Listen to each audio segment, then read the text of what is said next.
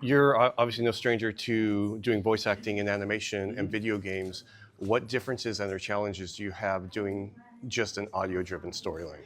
Well, I mean, that's it. It's an audio drama. Like all you have is your voice, and the audience is probably looking at the car ahead of them or in their kitchen cooking. You don't have, I mean, even in a cartoon, you have the animators who make incredible animation. And they have, there's a person who is a surrogate for your voice that they can actually watch. But this, when it comes to performance, it all has to be your voice. There's nothing that we can communicate with our faces or like a cartoon face. So that was definitely the challenge. But I have a little bit of experience with this. I produce a Dungeons and Dragons podcast that my friends they created. It's called Hero Club, and yes, that is a plug for Hero Club.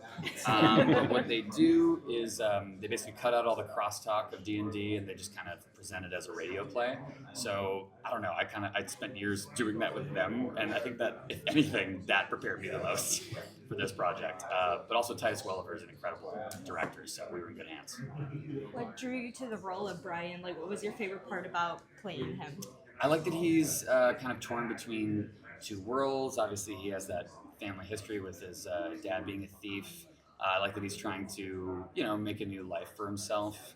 I don't know, the best characters are ones with a real conflict like that, where they're being pulled in two different directions. So, I mean, the character was really compelling to me, but also the story. I just thought I couldn't put it down. I just kept flipping through it.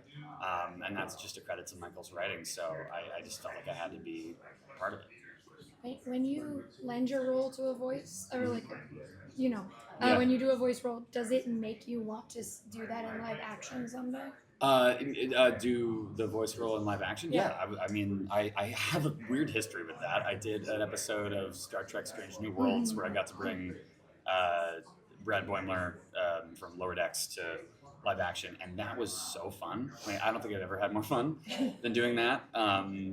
So yeah, I mean, like if it's ever a possibility, I would love to. And I think this is a story that could work. The Safe Man's a story that could work just as well in live action. I'd love to see it.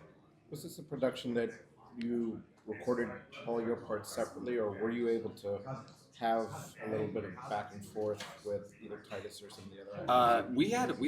We were all in the same studio, sometimes in different rooms, but always reacting off of each other, which is a real rarity these days. Like typically when I do voiceover, I think it's just, I don't know, COVID made things a little complicated, but also everyone has various schedules and they try to get people when they can. But with this one, I was really impressed with the team. They tried to get everybody in there to kind of bounce off of each other, and it was just so much fun. And Titus is an incredible director, but also an incredible scene partner. And I got a little too used to it. I want that back. I want to do that more often because it kind of felt like like Orson Welles and like the Mercury Theater. Like it's such a radio plays are such a cool thing, and I'm glad that the audio drama has kind of brought that back. You can imagine the faces you guys are making. Oh yeah, there's a lot of faces. So how do they direct you? Is it like a table read when it comes to this? Yeah, it's essentially a table read where, like a scene with Titus, for example, like they set up two microphones in a room, and we're reading off of each other. We have the script in front of us, but it's nice to understand what the actor is bringing to their role, so you can naturally react off of that. The best thing they did with this was for the more action bits. Like there's a whole heist at one point. That's just they put a lav mic on me, and I just ran through the hallway. They did the hallway of the studio several times throughout the story. It's just me running through the hallways of the studio screaming, and it kind of captures that.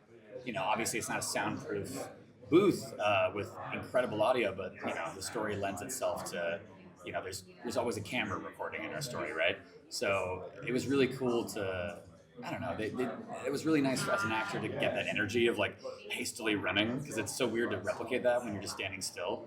And it was really. I really love how they approached the recording process. It's really awesome. How different is that recording experience when your director also has experience working? Was there a different language that's formed between the two? Oh yeah. No. Titus he's such an incredible actor, and he is a real actor's director as well. Like there's I don't know. You kind of just there's a second-hand nature to it where you already kind of speak the same language, and I always loved that. And we became really good friends. Like we still hang out. Like I genuinely love Titus so much. He's so great. Do you appreciate the difference in physicality between something like this and then live action shows that you've done before? Because you don't have to be covered in fake blood. Oh, it's but- so great. I brought it myself. No, it's so nice to, voice acting and live action work are so different. But the biggest benefit for me of voice acting is just showing up, and I can wear whatever I want and not have to go through hair and makeup, and I can just be in my PJs, and that's fine. I've never actually done that though, and I want to now. I want to actually show up in pajamas, a thing I don't have. Just like old-fashioned pajamas. I gotta buy some, and I gotta show up in a booth. But no, it is really. But I often find that when I'm doing voice work, I am very physical. Even though no one's gonna see it, I am like. It really helps to move your arms. I almost never sit down. I'm usually just like trying to jump around one part of the room, essentially. Like I can't move too much because the mic won't pick me up, but it is nice to keep the energy up and get physical with it. I was wondering how that huffing and puffing. There's a lot of huffing and puffing, and that Yeah. was great that they just let me kind of run around the studio. I felt bad for anyone else working there because it was just Jack Quaid running through the halls and screaming. That's what they had to deal with. Yeah. One more question. All right. You kind of have your hands in so many different things and you're constantly working. What really makes you want to do a project when it comes across? I think if the story is something that I would be interested in as a fan, that makes me want to do it. Like when it comes to, like let's say The Boys, I remember reading that first script, the first episode, being like, man, I would watch the hell out of the show. I really want to make sure I book this. I really want to audition well. But if I can't be Huey, I would love to be an extra. Like, if I have that feeling about a project, then I know that I have to do it. And that just speaks to Michael's writing and how it was such a page turner. And I was like, I can't not be a part of this. Like, this is amazing.